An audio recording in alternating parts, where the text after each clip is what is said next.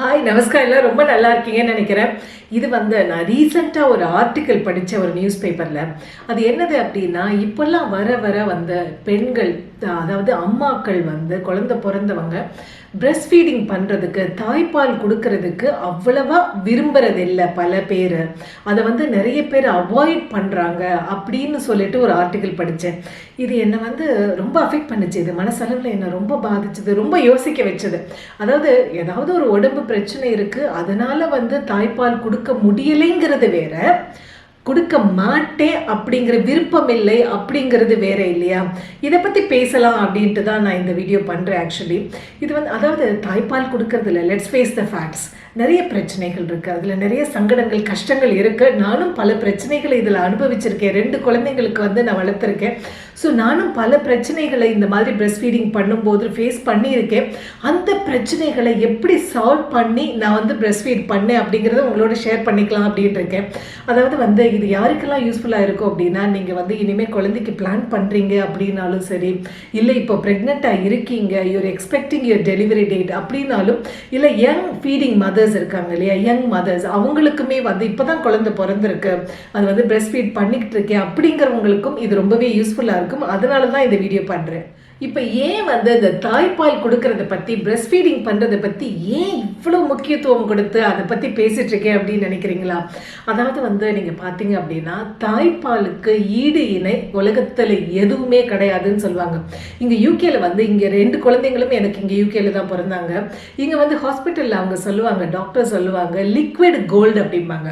அதாவது mothers milk இருக்கு இல்லையா, அதுக்கு பேர் இங்கே யூகேல சொல்லப்படுறது லிக்விட் கோல்டு அப்படிங்கிறாங்க. அதோட மகத்துவம் அவ்வளவு மகத்துவமானது. தாய்ப்பாலில் இருக்கிற சத்து வேற எந்த ஃபார்முலா மில்க்லேயும் கிடையாது. நிறைய எக்ஸ்பென்சிவான, ரொம்ப காஸ்ட்லியான ஃபார்முலா மில்க் எல்லாம் நிறைய பேர் வாங்கி கொடுக்குறாங்க. ஆனால் இந்த ஃபார்முலா மில்க் எல்லாம் சப்ஸ்டிடியூட், ஆல்டர்னேட்டிவ் தானே தவிர தாய்ப்பாலுக்கு ரீப்ளேஸ்மெண்ட் கிடையாது. தாய்ப்பாலுக்கு ஈக்குவலான ஃபார்முலா மில்க்குன்னு யாருமே கிளைம் பண்ணிக்க முடியாது. அதுக்கு 2-3 படி கீழே தான் அது. தாய்ப்பால் இல்லை, அதனால ஏதோ இந்த ஃபார்முலா மில்க் அப்படின்னு தான் நம்ம எடுத்துக்கணுமே தவிர, ஃபார்முலா மில்க் தாய்ப்பாலுக்கு ஈக்குவலே கிடையாது, அதுக்கு ஈக்குவலன்ட்டே கிடையாது.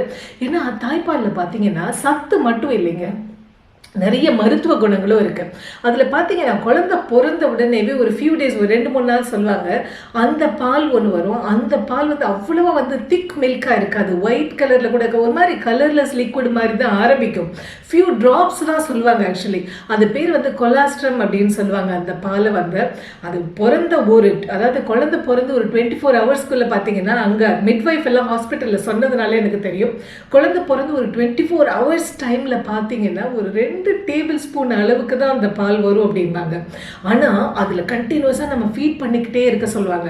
நம்மக்கிட்ட குழந்தைய எடுத்து கொடுத்து ஃபீட் பண்ண சொல்லிக்கிட்டே இருப்பாங்க. குழந்தை பிறந்த உடனே ஃபீட் பண்ணுறது கொடுத்துருவாங்க. அதுக்கப்புறமா வித்தின் அந்த ஒரு ஃபியூ ஹவர்ஸ் கேப்பில் நாம் மறந்து தூங்கிட்டோன்னா கூட அவங்க எடுத்து நம்மளை எழுப்பி குழந்தைய கொடுத்து ஃபீட் பண்ண வைப்பாங்க. இந்த அளவுக்கு ஏன் முக்கியத்துவம் கொடுக்குறாங்க அப்படின்னு சொல்லிட்டு நான் ரொம்ப யோசிச்சிருக்கேன். ஃபஸ்ட்டு குழந்தை பிறக்கும் போது, அப்போ எல்லாமே புதுசு இல்லையா, அதுதான் ஃபஸ்ட்டு குழந்தை, எதுவுமே தெரியாது, ஸ்ட்ரகிள். ஸோ எப்படி ஃபீட் பண்ணணும்னு தெரியாது, எந்த மாதிரி குழந்தைய பொசிஷன் பண்ணிக்கணும், தலையை ஒன்றும் தெரியாது. அங்கே மிட்வைஃப் எல்லாம் இருக்காங்க இல்லையா, மிட்வைஃப் இங்கே அதாவது டெலிவரி பார்க்குறவங்க, அவங்க தான் இங்கே மிட்வைஃப் சொல்லுவாங்க, நர்ஸ் மாதிரி வச்சுக்கோங்களேன். அந்த மாதிரி அவங்க தான் அவங்க டெலிவரிக்கு டாக்டருக்கு ஹெல்ப் பண்ணுவாங்க. அதுக்கப்புறம் நம்மளையும் குழந்தைங்களையும் பார்த்துக்கிறது எல்லாமே மிட்வைஃப்ஸ் தான் பார்த்துப்பாங்க இங்கே யூகேல. அவங்க ரொம்ப ஹெல்ப் பண்ணி, ரொம்ப என்கரேஜ் பண்ணி, எவ்வளோ டயர்டாக நாம் இருந்தாலும் ஃபீட் பண்ண வைப்பாங்க. அந்த கொலாஸ்ட்ரம் மில்கில் அவ்வளோ சத்து இருக்குது. அது குழந்தையோட இம்யூனிட்டி, எதிர்ப்பு சக்திக்கு ரொம்ப நல்லது. குழந்தைக்கு இப்போ தான் பிறந்த பச்சை குழந்தைன்னு சொல்லுவாங்களே, அந்த குழந்தைக்கு ஃபுல் அண்ட் ஃபுல் இம்யூனிட்டி கொடுக்கறதுக்கு, அதாவது அதுக்கு எந்த ஒரு இன்ஃபெக்ஷனும் வரக்கூடாது. இன்ஃபெக்ஷன், தொற்று வியாதின்னு சொல்லுவாங்க இல்லையா, அந்த மாதிரி எதுவுமே குழந்தைக்கு வராமல் இருக்கிறதுக்கு இந்த தாய்ப்பாலில் சூப்பரான மெடிசினல் ப்ராப்பர்ட்டிஸ் இருக்கு. அதுவும் இல்லாமல் பார்த்தீங்கன்னா, இத்தினோண்டு ஒரு 2 டேபிள் ஸ்பூன் அளவுக்கு தான் அந்த 24 ஹவர்ஸ்ல மொத்தமே பால் வரும் அப்படின்னு சொன்னாங்க இல்லையா. ஆனால் அவங்க சொன்னாங்க அது அவ்வளவு கான்சென்ட்ரேட்டட் மில்க் இருக்கு. அதாவது அந்த ஒரு ட்ராப்லையும் அந்த கொலாஸ்ட்ரம்ங்கிற பாலில் வந்து அவ்வளோ கான்சென்ட்ரேட்டடாக சத்து இருக்குது அப்படின்னு சொல்லி ஃபோர்ஸ் பண்ணி எனக்கு கொடுக்க வச்சாங்க. அதுக்கப்புறம் வந்து நிறைய பிரச்சனைகள் வந்தது எனக்கு. ஃபஸ்ட்டு குழந்தை, 2 குழந்தைக்குமே இந்த பிரச்சனை இருந்தது. அந்த ஃபஸ்ட் டைம் ஃபேஸ் பண்ணும்போது ரொம்பவே ஷாக்கிங்காக கூட இருந்தது. அது உங்களில் நிறைய பேர் ஃபேஸ் பண்ணிக்கிட்டு இருப்பீங்க. அதனால அதை சொன்னால் உங்களுக்கு வந்து ஈஸியாக இருக்குன்றதுனால நான் சொல்கிறேன். அதாவது வந்து சில பேருக்கு வந்து கொஞ்சம் சென்சிட்டிவ் நிப்பிள்ஸ் இருந்ததுன்னு வச்சுக்கோங்களேன். அதுவும் இல்லாமல் குழந்தை வந்து பொசிஷன் நம்ம கரெக்டாக வைக்கணும். அந்த பொசிஷன் சரியாக வைக்கலை அப்படின்னா நமக்கு வந்து ப்ளீடிங் ஆக ஆரம்பிச்சிடும். அதாவது வந்து கிராக் ஆகி ரொம்ப ட்ரை ஆகி கிராக் ஆகி ப்ளீடிங் ஆக ஆரம்பிச்சிடும். நல்லா பார்த்தீங்கன்னா அந்த ஃபஸ்ட்டு ஒரு வாரம் 10 நாள் நினைக்கிறேன், ரொம்ப அப்படியே எனக்கு குழந்தைய கையில் வச்சு ஃபீட் பண்ணும்போது எனக்கு அப்படியே கண்ணில் அப்படியே தாரையாக கொட்டும். கண்ணீர் அப்படியே வாய் விட்டு அழ மாட்டேன், ஏன்னா குழந்தை வந்து டிஸ்டர்ப் ஆகிடும் ஃபீட் பண்ணிட்டு இருக்கும்போது சொல்லிட்டு கண் அப்படியே இருக்க கண்ணில் இருந்து தண்ணி வரும். அவ்வளோ பெயின் இருக்கும், அந்த அளவுக்கு பெயின்ஃபுல்லாக இருக்கும். அதுக்கப்புறம் மிட்வைஃப் கிட்ட கேட்கும்போது இந்த பிரச்சனை நிறைய பேருக்கு இருக்குது.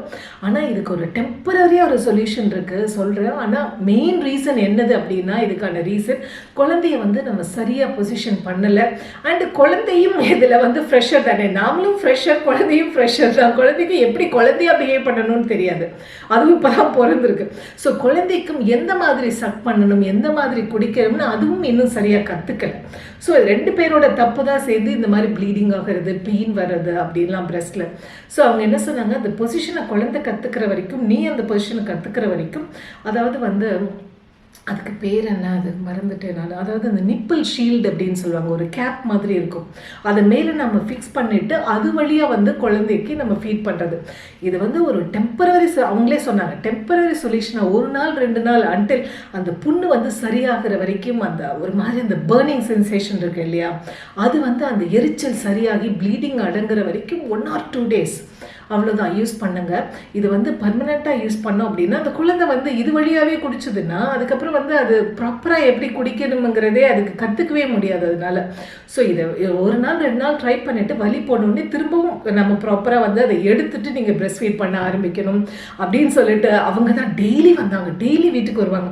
ஏன்னா நான் வந்து டெலிவரி ஆகிற மறுநாளே வந்து நாங்கள்லாம் வீட்டுக்கு வந்துட்டோம், எந்த காம்ப்ளிகேஷன் இல்லை, நார்மல் டெலிவரின்னு சொல்லிட்டு வீட்டுக்கு எல்லாம் செக் பண்ணிவிட்டு நாங்கள் வீட்டுக்கு போகிறோம் அப்படின்னு சொல்லிட்டு சரிட்டு அவங்களும் அனுப்பிச்சிட்டாங்க. ஸோ வீட்டுக்கு வந்து எவ்ரிடே எனக்கு இந்த ஒரு பிரச்சனை இருந்ததுனால டெய்லி மிட்வைஃப் வருவாங்க, இதுக்காகவே வருவாங்க. அவங்க வந்து என் கூடயே 1/2 மணி நேரம் 3/4 மணி நேரம் டைம் ஸ்பெண்ட் பண்ணி நான் கரெக்டாக பொசிஷன் பண்ணுறேன், நான் என்ன பண்ணுறேன் அப்படின்னு அவங்களே பார்ப்பாங்க. பார்த்து அந்த பில்லோ வச்சு, சில சமயம் கை கீழெல்லாம் பில்லோ வச்சு கொடுத்து கரெக்டாக அந்த பொசிஷன் பண்ணி கொடுத்து இது எல்லாமே டீச் பண்ணாங்க. ஸோ உங்களுக்கு இந்த பிரச்சனை எனக்கு அதாவது ஒரு 10-15 டேஸ்க்கு அப்புறம் பார்த்தீங்கன்னா இந்த பிரச்சனை சரியாகி, இந்த ப்ளீடிங் எல்லாம், அந்த கிராக் எல்லாம் சரியாகி ப்ளீடிங் நின்று சரியாயிடுச்சு எனக்கு. ஏன்னா பொசிஷன் நானும் கற்றுக்கிட்டேன், குழந்தையும் வந்து எந்த மாதிரி சக் பண்ணி பால் குடிக்கணுங்கிறது குழந்தைகளும் கற்றுப்பாங்க. அது வரைக்கும் இனிஷியலாக தான் இந்த பிரச்சனை இருக்கும். ஆனால் இந்த பிரச்சனை இருக்குன்னா ரொம்பவே கஷ்டமாக இருக்கும், அழுவேனாலும். அதே மாதிரி தான் உங்களுக்கும் இருக்கும்னு நினைக்கிறேன். இப்படி இருந்ததுன்னா நீங்கள் அதை கண்டுக்காமல் விட்டுடாதீங்க. வீட்டில் ஹெல்ப் கேளுங்க பெரியவங்க கிட்ட, இந்த மாதிரி பிரச்சனை இருக்குது, கஷ்டமாக இருக்குன்னு அவங்க கற்றுக் கொடுப்பாங்க. அப்படி இல்லைன்னா உங்கள் டாக்டர் கிட்ட கேளுங்க, உங்கள் டாக்டர் கிட்ட, நர்ஸ் கிட்ட. ஏன்னா இது ரொம்ப முக்கியமான விஷயம். நீங்கள் வந்து குழந்தை வந்து வலிக்குது எனக்கு குழந்தைக்கு ஃபீட் பண்ணும்போதுன்னு சொல்லிட்டு டைரெக்டாக நீங்கள் வந்து இந்த மில்க்குக்கு போயிட வேண்டாம், ஃபார்முலா மில்க்கு. ஏன்னா once formula milk top up பண்ண ஆரம்பிச்சிட்டோம்னு வச்சுக்கோங்களேன், குழந்தை வந்து ஃபார்முலா மில்க்கை தான் லைக் பண்ணுமே தவிர நம்ம பிரெஸ்ட் ஃபீட் பண்ணும்போது குடிக்காது. குழந்தை குடிக்க தான் வந்து சக் பண்ணி குடிக்க தான் வந்து ஜாஸ்தி மில்க் ப்ரொடக்ஷன் வரும். அதுவும் நம்ம ஊரில் பார்த்தீங்கன்னா, எனக்கு வந்து எங்கள் அம்மா இங்கே லண்டனில் தான் டெலிவரி, 2 டெலிவரியுமே.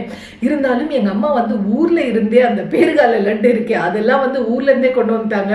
அதுக்கப்புறம் அது வந்து எவ்ரி ஒரு 2 வீக்ஸ் இங்கே வீட்டில் செய்வாங்க. அது வந்து மில்க் ப்ரொடக்ஷனாக நமக்கு, அதாவது இந்த தாய்ப்பால் உற்பத்தியை ஜாஸ்தி பண்ணும். அதை வந்து ஏற்கனவே என்கிட்ட நிறைய பேர் கேட்டிருந்தாங்க, அதனால அவங்களுக்காக அந்த வீடியோ நான் போட்டிருக்கேன். அந்த ரெசிபி, அது ட்ரெடிஷ்னல் ரெசிபி, அது அந்த வீடியோவோட லிங்க்கும் இதுக்கு கீழே நான் தரேன். உங்களில் நிறைய பேருக்கு அது ரொம்பவே ஹெல்ப்ஃபுல்லாக இருக்கும். அந்த மாதிரி சாப்பிட வேண்டியதும் ரொம்பவே முக்கியம். ஏன்னா பார்த்தீங்க அப்படின்னா, அதாவது இந்த மருந்து சாப்பாடு வந்து இது ஒரு லட்டு மாதிரி பண்ணுவாங்க. அந்த ரெசிபி நான் தரேன் உங்களுக்கு. இது வந்து பார்த்தீங்கன்னா பிரெஸ்ட் மில்க் சப்ளை ஜாஸ்தி பண்ணுறது மட்டும் கிடையாது, அதில் இருக்கிற அந்த சில மூலிகை பொருட்கள் இருக்குது தெரியுமா, அது வந்து மருத்துவ குணம் நிறைய இருக்கிற மூலிகை பொருட்கள். அதை சாப்பிடும்போது இப்போ நீங்களே பார்த்தீங்கன்னா, நம்ம பிரெஸ்ட் ஃபீட் பண்ணும்போது நம்மக்கிட்ட இந்த பால் வந்து குழந்தைக்கு போகுது. ஸோ நீங்கள் என்ன சாப்பிட்டீங்களோ இல்லையோ அந்த சாப்பாட்டோட மருத்துவ குணங்கள் குழந்தைக்கு போகுது. அதனால தான் வந்து குழந்தை பிறந்த முதல் 40 நாள் வந்து எல்லா ஃபேமிலிலையும் ஒரு விதமான ட்ரெடிஷன் இருக்கும். ஒரு வீட்லையும் சில பேர் பார்த்தீங்கன்னா 40 நாள் வந்து வீட்டை விட்டு வெளியில் வரக்கூடாது, ஏன்னா வந்து எந்த ஒரு இன்ஃபெக்ஷனும் அம்மாவுக்கும் குழந்தைக்கும் வந்துடக்கூடாது, ஜாக்கிரதையாக இருக்கணுங்கிறதுக்காக. நல்ல விஷயம் தான் அது. ஏன்னா வெளியில் பொல்யூஷன் இவ்வளோ இருக்குது இல்லையா, கிருமி, அதுலேருந்து பாதுகாக்கிறதுக்கு தான் அது. அந்த 40 நாள், சில வீட்டில் பார்த்தீங்கன்னா 60 நாள், சில பேர் வீட்டில் 90 நாள் இருக்குது. ஒரு ஃபேமிலிக்கு விதவிதமான ட்ரெடிஷன்ஸ் இருக்குது. அவங்களுக்கு வந்து பத்திய சாப்பாடு சாப்பிடுவாங்க. அதாவது ரொம்ப காரமாகவும் சாப்பாடு இருக்கக்கூடாது, ஏன்னா அந்த காரத்தன்மை வந்து பால் உற்பத்தியை குறைக்கும், அதே சமயம் அது குழந்தைக்கும் போகும் அப்படின்ட்டு. அதே மாதிரி ரொம்ப கசப்பாகவும் இருக்கக்கூடாது, ரொம்ப புளிப்பு ஜாஸ்தியாக இருக்கு, அந்த மாதிரி. அதாவது எல்லாமே மைல்டாக ஒரு மாதிரி சூதிங்காக உடம்புக்கு தேவையான இன்க்ரீடியன்ஸாக போட்டு அந்த மாதிரி மிளகு நிறைய சேர்ப்பாங்க. இந்த மாதிரி நிறைய விஷயங்கள் இருக்கு. ஏன்னா நம்ம சாப்பிட்ற சாப்பாட்டில் இருக்கிற சத்து வந்து எல்லாமே வந்து குழந்தைக்கும் போகுது. அப்புறம் இன்னொன்று வந்து நிறைய பேர் நினச்சிக்கிறது, நம்ம எவ்வளவு நாள் வந்து தாய்ப்பால் கொடுக்கணும் அப்படின்ட்டு. இப்போது எங்கள் பாட்டிக்கிட்ட எல்லாம் நீங்கள் கேட்டிங்கன்னு வச்சுக்கோங்களேன், அவங்கெல்லாம் வந்து அந்த காலத்தில் நாங்கள் 4 வயசு வரைக்கும் 5, அதாவது வளர்ந்து விளையாடிட்டு இருக்கிற பிள்ளைக்கு கூட பால் கொடுத்த கதையெல்லாம் இருக்குது. பட் இந்த காலத்தில் அதையெல்லாம் கேட்கும்போது நமக்கு ஒரு மாதிரி சிரிப்பாக இருக்குது. எங்கள் அம்மா காலத்துல எல்லாம் பார்த்தீங்கன்னா 1.5 வருஷம் 2 வருஷம் அந்த மாதிரி பண்ணியிருக்காங்க. இப்போ வந்து நான் என்னோட முதல் குழந்தைக்கு வந்து 6 மந்த்ஸ் எனக்கு மெட்டர்னிட்டி லீவ் இருந்தது. அதனால வந்து நான் 6 மந்த்ஸ் அவளுக்கு வந்து பிரஸ்ட் ஃபீட் பண்ணினேன். 2வது குழந்தைக்கு பார்த்தீங்க அப்படின்னா நான் 1 வருஷத்தை தாண்டி பிரஸ்ட் ஃபீட் பண்ணேன். 1 வருஷம் வந்து நான் மெட்டர்னிட்டி லீவ் எனக்கு எலிஜிபிலிட்டி இருந்தது. 1 வருஷம் வித் பே இருந்தது. ஏன்னா ஒரே கம்பெனிலேயே ரொம்ப வருஷம் ஒர்க் பண்ணதுனால எனக்கு அந்த எலிஜிபிலிட்டி இருந்தது. 1 இயர் வித் பே மெட்டர்னிட்டி கொடுத்துருந்தாங்க. ஸோ 1 இயர் வீட்லேயே இருந்துட்டு நான் ஃபீட் பண்ணிட்டு இருந்தேன். அதுக்கப்புறமா வந்து அதாவது இப்போ இந்த UK US மாதிரியான நாடுகளில் பல கண்ட்ரீஸில் இருக்குது பார்த்துருக்கேன், ஃப்ரான்ஸில் இருக்குது பார்த்துருக்கேன், இங்கே ஜெர்மனியில் பார்த்துருக்கேன், சுவிட்சர்லாண்டில் இருக்குது, பல நாடுகளில் இதை பார்த்துருக்கேன். இப்போ வந்து எனக்கு இந்தியாவில் வந்து எப்படி இருக்குன்னு தெரியல எனக்கு. இது நீங்கள் தான் சொல்லணும் இந்த ஃபெசிலிட்டி இருக்கா அப்படின்ட்டு. ஆனால் இங்கெல்லாம் வந்து எப்படின்னு சொல்கிறேன் நான். அதாவது இப்போ வந்து நீங்கள் உங்களுக்கு மெட்டர்னிட்டி லீவ் முடிஞ்சிருச்சு சரியா, மெட்டர்னிட்டி லீவ் முடிஞ்சிட்டு நீங்கள் குழந்தைய வீட்டில் விட்டுட்டு வீட்லேயோ இல்லை வந்து ஒரு சைல்ட் மைண்டர் கேரர் கிட்ட நீங்கள் குழந்தைய கொடுத்துட்டு நீங்கள் வேலைக்கு போகிறீங்க. அப்படி போகும்போது நீங்கள் ஏற்கனவே பிரஸ்ட் ஃபீட் பண்ணிக்கிட்டு இருக்கிற மதராக இருந்தால் நீங்கள் என்ன பண்ணுவீங்க? அங்கே இருந்துக்கிட்டு ஆஃபீஸில் இருந்துக்கிட்டு நீங்கள் குழந்தைய எப்படி பிரஸ்ட் ஃபீட் பண்ண முடியும்? அதுக்கு ஒரு சூப்பரான வசதி இருக்குது. நான் என்ன பண்ணேன் அப்படின்னா, அதாவது இப்போல்லாம் நிறைய இந்த பிரஸ்ட் பம்ப் அப்படிங்கிற வசதி இருக்குது, எக்யூப்மெண்ட் கிடைக்குது. நல்ல நல்ல பிராண்ட்ஸ், இது இந்தியாவில் கூட நான் கடையில் பார்த்தேன், சூப்பரான பிராண்ட்ஸ் எல்லாம் விற்கிது. மோஸ்ட்லி இது வந்து உங்களுக்கு மெடிக்கல் ஷாப்பில் கிடைக்கும். அப்படியே கடையில் இல்லை, ஸ்டாக் இல்லைன்னா கூட நீங்கள் சொல்லி வச்சிங்கன்னா, நல்ல பிராண்ட் எதுன்னு ரிசர்ச் பண்ணிவிட்டு அவங்கக்கிட்ட சொல்லி வச்சிங்கன்னா அவங்க உங்களுக்கு வாங்கி தருவாங்க. ஆன்லைனில் ஆர்டர் பண்ணி கூட நம்ம வாங்கிக்கலாம் எது நல்ல பிராண்ட் அப்படின்ட்டு. அதாவது அந்த பிரஸ்ட் பம்ப் வந்து என்னன்னா அதில் நிறைய குட்டியாக பாட்டில்ஸும் வரும். அதோட ஒரு செட்டாக வரும், ஒரு ஐஸ் பாக்ஸ் மாதிரி, ஒரு மாதிரி கூல் பாக்ஸ் மாதிரி ஒரு பாக்ஸ் இருக்கும், அதில் பால் ஸ்டோர் பண்ணுறதுக்கு. இதை வந்து ஒரு ஹேண்ட்பேக் மாதிரி நல்ல ஒரு அழகான ஒரு கிட்டில் வரும். அந்த கிட்டை நம்ம ஷோல்டரில் போட்டுக்கிட்டு ஒரு பக்கம் ஹேண்ட்பேக்கு, ஒரு பக்கம் அந்த பிரஸ்ட் ஃபீடிங் கிட்டு. அதை பார்த்தாலே நிறைய பேருக்கு தெரியும் அது பிரஸ்ட் ஃபீடிங் கிட்டுன்ட்டு, ஏன்னா அதில் கம்பெனி பிராண்ட் வெளியில் எழுதியிருக்கும். அதை எடுத்துகிட்டு ஆஃபீஸ் போயிட வேண்டியது. ஆஃபீஸில் வந்து என்னது அப்படின்னா, இப்போ எங்கள் ஆஃபீஸில் எங்களுக்கெல்லாம் வந்து இந்த மாதிரி பிரஸ்ட் ஃபீடிங் மதர் ஸ்கின்ஸே சொல்லிட்டு ஒரு தனியாக ஒரு ரூம் இருக்கும். அந்த ரூம்குள்ளே போய் நம்ம லாக் பண்ணிக்கலாம்.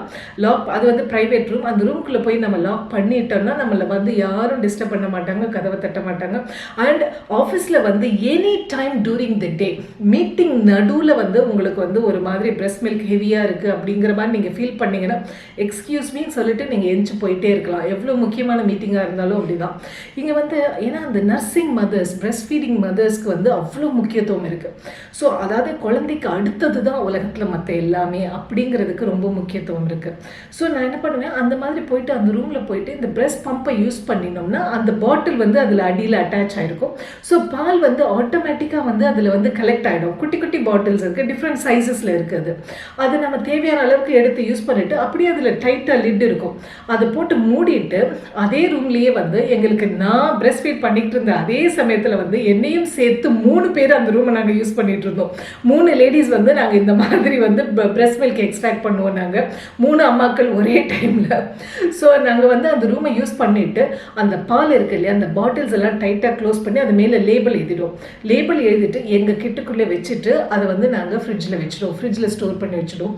இந்த மாதிரியான ஒரு ரெஃப்ரிஜரேஷன் ஃபெசிலிட்டி அந்த கோல்டு ஃபெசிலிட்டி, அந்த கோல்ட் ஸ்டோரேஜ் ஃபெசிலிட்டி வந்து நாம் ஒர்க் பண்ணுற ஆஃபீஸ் வந்து நமக்கு ப்ரொவைட் பண்ணி கொடுக்கணும் அப்படிங்கிறது ரூல். ஒருவேளை அப்படி இல்லை, நீங்கள் ஒர்க் பண்ணுற ஆஃபீஸில் இல்லை, கரண்ட்லி இல்லை அப்படின்னா கூட நீங்கள் ஹெச்ஆரில் வந்து நீங்கள் அப்ரோச் பண்ணி கேளுங்க. இந்த மாதிரி நான் பிரஸ்ட் ஃபீடிங் மதர், எனக்கு வந்து பாலை ஸ்டோர் பண்ணுறதுக்கு ரெஃப்ரிஜரேட்டிங் கெப்பாசிட்டி உள்ள ஒரு ஃப்ரிட்ஜ் வேணும், சின்ன ஃப்ரிட்ஜ் வேணும், ப்ரொவைட் பண்ணுங்கள். அதுவும் இல்லாமல் எனக்கு ப்ரைவேட்டாக ஒரு ரூம் வேணும். இந்த மாதிரி எல்லா ஆஃபீஸ்லேயும் பார்த்தீங்கன்னா இப்போல்லாம் மோஸ்ட்லி கார்பரேட் ஆஃபீஸஸில் எல்லாமே சிக் ரூம்னு ஒன்று இருக்கும், நமக்கு உடம்பு சரியில்லைன்னா போய் படுத்துக்கிறது அந்த மாதிரி எல்லாம் இருக்கும். ஸோ அந்த ரூமை கூட நீங்கள் உள்ளே லாக் பண்ணிவிட்டு யூஸ் பண்ணிக்கிற மாதிரி இருக்கும். ஸோ நீங்கள் ஒருவேளை ஃபெசிலிட்டி இல்லைன்னா கூட நீங்கள் கண்டிப்பாக ஹெச்ஆரில் பேசுங்க, உங்களுக்கு டெஃபினட்டாக இந்த வசதியை அவங்க செஞ்சு கொடுப்பாங்க. செஞ்சே ஆகணும்னு நினைக்கிறேன். ஏன்னா நிறைய கண்ட்ரீஸில் செஞ்சே ஆகணும், அக்காமடேட் பண்ணியே ஆகணும் அப்படிங்கிற ரூல் பல கண்ட்ரீஸில் இருக்குது எனக்கு தெரிஞ்சு.